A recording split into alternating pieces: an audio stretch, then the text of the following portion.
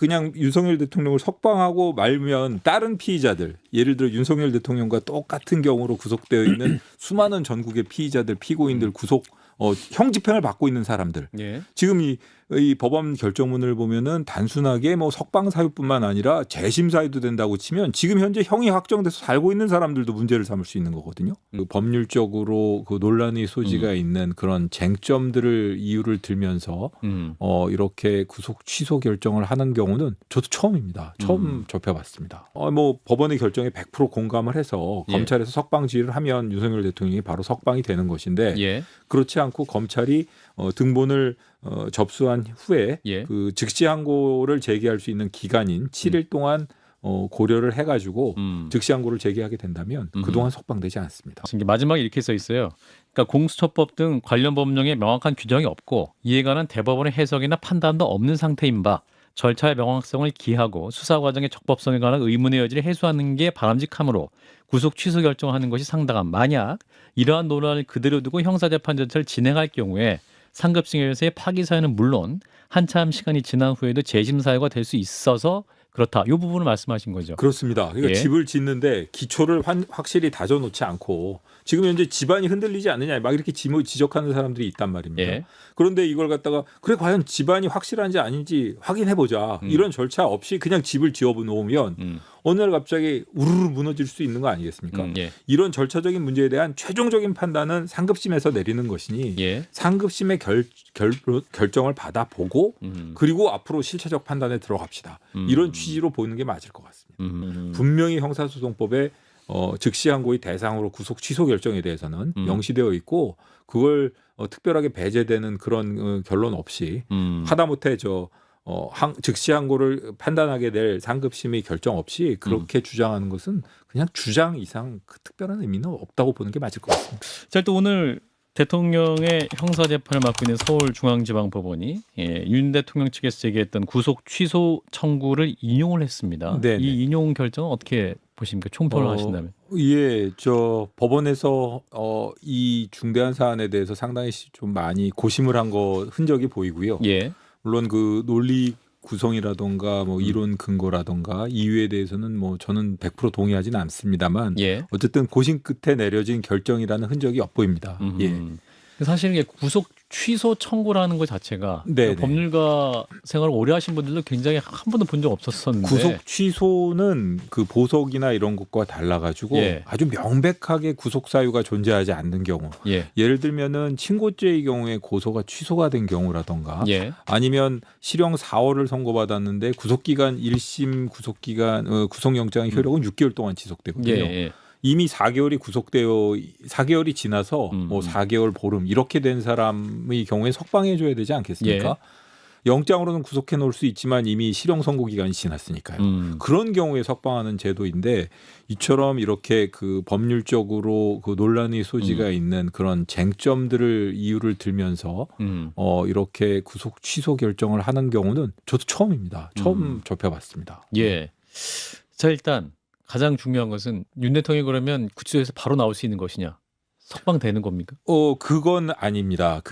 여기서 좀 법률적인 온 국민이 이 사태 때문에 이 법적인 전문가가 되어 계시는 것 같은데 그 항고에는 두 가지 종류가 있습니다. 예, 즉시 항고라는 표현을 쓰니까 그냥 일반 시민들께서는 바로 항고하는 것이 즉시 항고 아니냐 이렇게 생각하시는 분들이 계신데요. 예. 항고에는 그러니까 항고라는 건 어떤 건가 하면 항소와 달라서 예. 법원의 결정에 대한 이의 제기 절차입니다. 예. 이 법원의 결정에 대한 이의에는 통상적인 항고, 일반적인 항고가 있고 그다음에 또 하나는 즉시 항고라는 게 있습니다. 예. 이 차이점이 뭔가 하면 일반적인 항고의 경우에는 법원의 결정 자체는 그대로 유지가 되고 나중에 상급심에서 뒤집어지면 그때서야 그 효력이 무효화됩니다.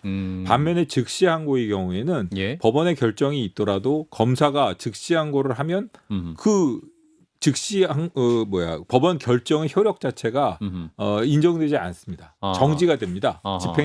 집행이 정지가 되는 거죠. 예. 그러니까 이 경우는 그러니까 구속 취소 결정이 내렸다고 하지만 구속 취소 집행이 이루어지지 않고 그대로 구속 자체가 유지가 되는 겁니다. 그렇기 때문에 법원의 결정에 검사가 이의를 제기했다는 것만으로 상급심의 판단 없이 법원의 결정이 무력화되기 때문에 예. 이 경우는 법에서 엄격하게 즉시 항고를 제기할 수 있는 경우를 한정해 놓고 있습니다. 근데 어떻게 보면은 이 구속 취소의 경우에는 아주 예. 이례적인 상황이라서 그런지 형사소송법에서도 검사가 즉시 항고라는 그런 그 즉시 항고권을 행사할 수 있는 그런 경우로 규정을 해놨고요. 예. 그래서 이 경우에도 즉시 항고를 하게 되면 구속 취소 결정이 효력이 정지가 되기 때문에 예. 석방이 되지는 않습니다. 근데 7일 내에 즉시 항고를 할 수 있기 때문에 네. 그러면 즉시 항고가 오늘 바로 항고 안 하고 예, 한 예. 7일 안에만 하면 되는 거기 때문에 그렇습니다. 7일 동안도 구속 상태가 유지되는 겁니까? 그렇습니다. 그러면? 등본 예. 통상적인 경우에는 이제 뭐 제가 아까 말씀드린 것처럼 예. 실무상으로는 너무나 명백한 경우에 구속 취소가 되기 때문에 예. 구속 취소 결정이 등본이 송부가 되면 검사가 바로 석방 지휘를 합니다. 예. 예. 근데 이 경우 같은 경우에도 사실 뭐 법원의 결정에 100% 공감을 해서 예. 검찰에서 석방 지휘를 하면 윤석열 대통령이 바로 석방이 되는 것인데 예. 그렇지 않고 검찰이 등본을 접수한 후에 예. 그 즉시 항고를 제기할 수 있는 기간인 7일 동안 고려를 해가지고 즉시 항고를 제기하게 된다면 그동안 석방되지 않습니다. 아하. 뭐 검찰의 판단이 굉장히 중요하겠네요. 상당히 중요합니다. 아하. 어떻게 판단할 거라고 보십니까? 저는 이 사건의 경우에는 저도 이렇게 그 법원의 결정 결정문, 이유라던가 뭐 이게 참 중요할 것 같은데요. 예. 이례적으로 재판부 설명 자료의 그 맨 마지막 부분이라고 해야 될까? 예. 그 부분에 좀 어떻게 보면 재판부의 고심이 엿보이는 대목이 있어 보입니다. 예. 그 어떤 내용인가 하면은 만약의 경우에 이런 절차적인 하자나 절차적인 문제점에 대해서 완벽하게 좀 제대로 정리를 해놓지 않고 그냥 향후에 실체적인 판단에 들어가게 된다면 나중에 이게 상급심에서 이게 다 뒤집어지는 경우에는 그리고 나중에 재심 사유가 될 수도 있지 않느냐 그러면서 가로를 열고 예를 들면 김재규 재심 사건 이런 식으로 써놨거든요. 예. 예. 그러니까 결국 윤석열 대통령 사건의 경우에는 하루 이틀 재판할 것도 아니고 아주 방대하지 않습니까? 그렇죠. 그리고 사실 이 사건의 경우에는 사형 무기 이렇게 상당히 중대한 범죄란 말입니다. 예. 그렇기 때문에 오랫동안 어떻게 보면 그 유죄 판결이 확정되는 경우 오랫동안 그 형의 집행을 받게 되는데 그 기간 동안 앞으로도 이런 그 이의 제기라던가 문제 제기를 안 하리라는 보장이 있겠습니까? 그러니까 이제 우리 법무관이 그러니까 감찰관이 말씀하신 게 마지막에 이렇게 써 있어요. 그러니까 공수처법 등 관련 법령에 명확한 규정이 없고 이에 관한 대법원의 해석이나 판단도 없는 상태인 바 절차의 명확성을 기하고 수사 과정의 적법성에 관한 의문의 여지를 해소하는 게 바람직하므로 구속 취소 결정하는 것이 상당한 만약 이러한 논란을 그대로 두고 형사재판 절차를 진행할 경우에 상급심에서의 파기 사유는 물론 한참 시간이 지난 후에도 재심 사유가 될 수 있어서 그렇다. 이 부분을 말씀하신 거죠. 그렇습니다. 그러니까 예. 집을 짓는데 기초를 확실히 다져놓지 않고 지금 현재 집안이 흔들리지 않느냐 막 이렇게 지적하는 사람들이 있단 말입니다. 예.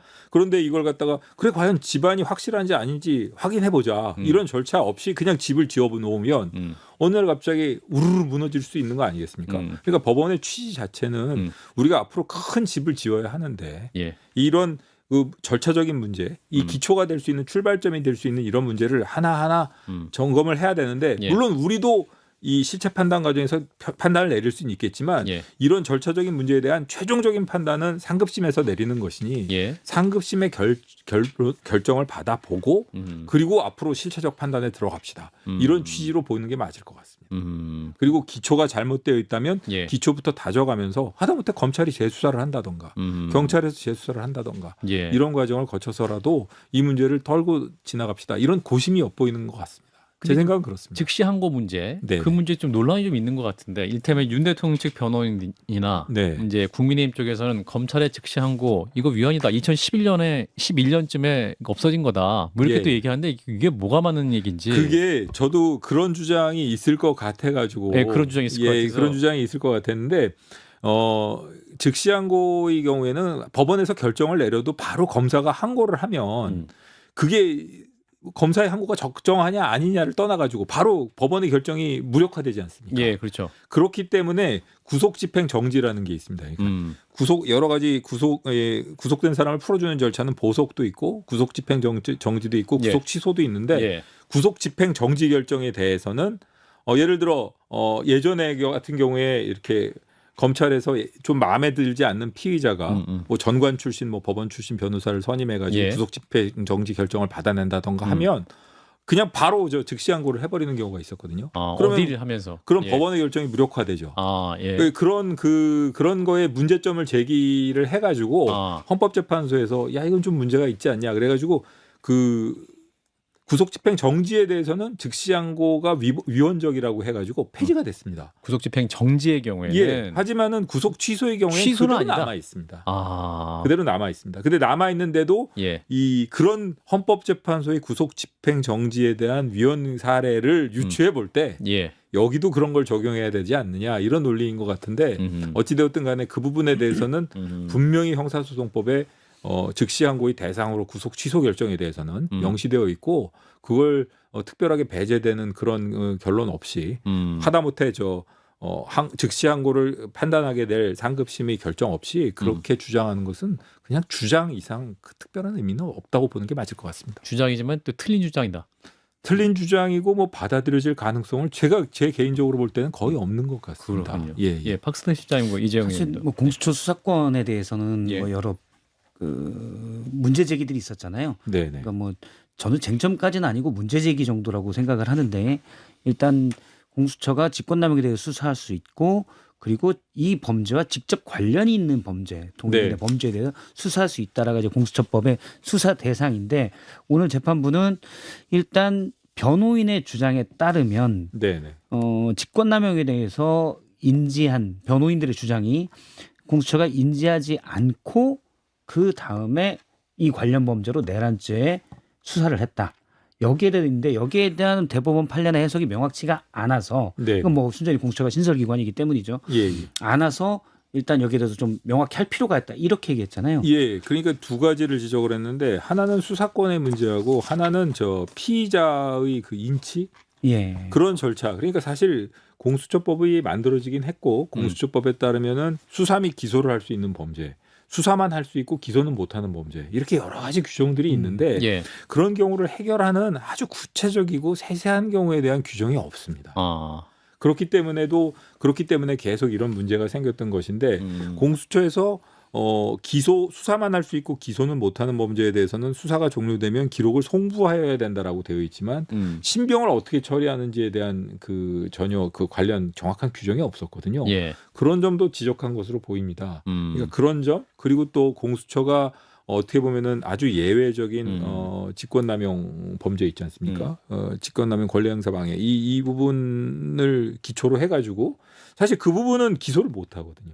불소추니까요. 예, 대상이. 불소추 특권이 있어서 그런데 그걸 근거로 해가지고 내란죄를 수사하고 또 기소를 못 하기 때문에 또 검찰로 보내고 이런 부분에 대해서는 어떻게 보면 예외를 거쳐서 이렇게 쌓아놓은 그 틀이기 때문에 그런 부분에 대해서 하지만 될 거는 같지만 명확한 규정이 없는 상황 아니겠습니까? 사실 그런 부분 때문에 일부에서 우려하는 거는 공수처가 일단 내란죄에 대해서 수사해서 네네. 관련돼서 검찰이 이제 기소하게 된 송부해서 검찰이 기소하게 된 건데 만약 공수처의 수사권을 저는 뭐 소수 의견이라고 보지만 수사권에 대해서 법원이 계속 인정을 안 하면 이 기소 자체가 아예 기각되는 거냐. 앞서 이제 경찰에 재수사 얘기했는데 뭐 공수처 수사만 빼고 제가 알기로는 검찰에서 경찰이 수사한 대통령의 내란 혐의에 관련 것도 같이 해서 기소한 것으로 알고 있거든요.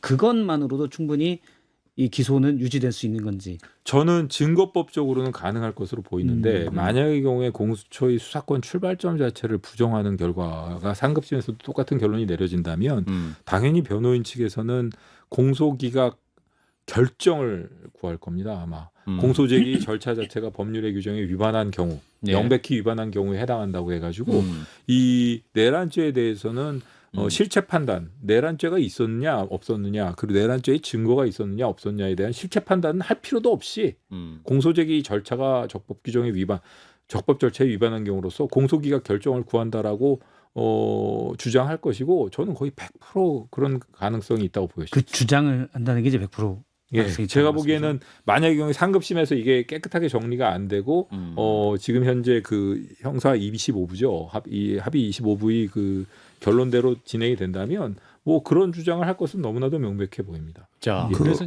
예. 그 아까 이제 즉시 항고를 네네. 할 거라고 예측하신다고 했잖아요. 네네네. 근데 지금 뭐 얼마 안 지나긴 했지만 그 사이 몇 시간에 나온 상당의 이제 여론 중에서는 검찰이 즉시 항고를 안 할 거다라는 의견도 나와요. 이제 그것이 아까 말씀하셨던 그 헌법 그 헌재 결정 말고요. 그 구속 집행 정지에 대한 그게 폐지됐다는 거 말고 그거 유추해서 얘기하는 게 아니고 방금 말씀하셨던 이게 상급심에 갔을 때 만에 하나 오늘의 결정이 유지가 된다면 그건 더 큰 혼란을 이룰 수 있기 때문에 지금 검찰 입장에선 지금 이거를 받아들이고 오히려 공수처에 있었던 그 수사 내용은 이게 만에 하나 뭐 인정을 못 받는다 하더라도 다시 시작하는 한이 있더라도 지금은 즉시 항고를 안 하는 게 맞다라고 정무적인 판단이라도 할 수 있다는 얘기들이 있는데 그거에 대해서 어떻게 생각하세요? 저는 그냥 듣고 나서 바로 말씀드리는 건데요. 깊이 생각은 안 해봤는데 그거는 그냥 그렇게 하시는 것 같습니다. 이 검찰 입장에서는 예를 들어 이걸 갖다가 상급심에 올라가서 만약 이게 확정된다면 하다못해 혼란이 있더라도 모든 피의자들을 석방하는 것이 맞지. 지금 이걸 갖다가 이 하나로 끝내겠다고 이렇게 이 하나로 끝내겠다고 해가지고 그냥 윤석열 대통령을 석방하고 말면 다른 피의자들 예를 들어 윤석열 대통령과 똑같은 경우로 구속되어 있는 수많은 전국의 피의자들 피고인들 구속 형 집행을 받고 있는 사람들 예. 지금 이 법원 결정문을 보면은 단순하게 뭐 석방 사유뿐만 아니라 재심 사유도 된다고 치면 지금 현재 형이 확정돼서 살고 있는 사람들도 문제를 삼을 수 있는 거거든요. 아니 근데 여기서 그 말을 하잖아요. 구속 기간이 만료되지 않은 상태에서 네네. 공소가 제기된 것이라 하더라도 네. 구속 취소의 사유가 인정된다고 판단하고 그러니까 그거는- 시간의 문제하고 네네. 공수처의 문제를 둘 다 다루는 거잖아요. 네네. 그럼 시간의 문제는 말씀대로 관행상 아니면 지금까지 판례상 예. 이거는 받아들여야 된다. 네. 그러니까 이거는 지금의 판결이 틀렸다고 얘기하더라도 네. 공수처에 대한 부분은 이거는 잠깐만요. 적법하지 않았다고 예. 얘기할 수도 있잖아요.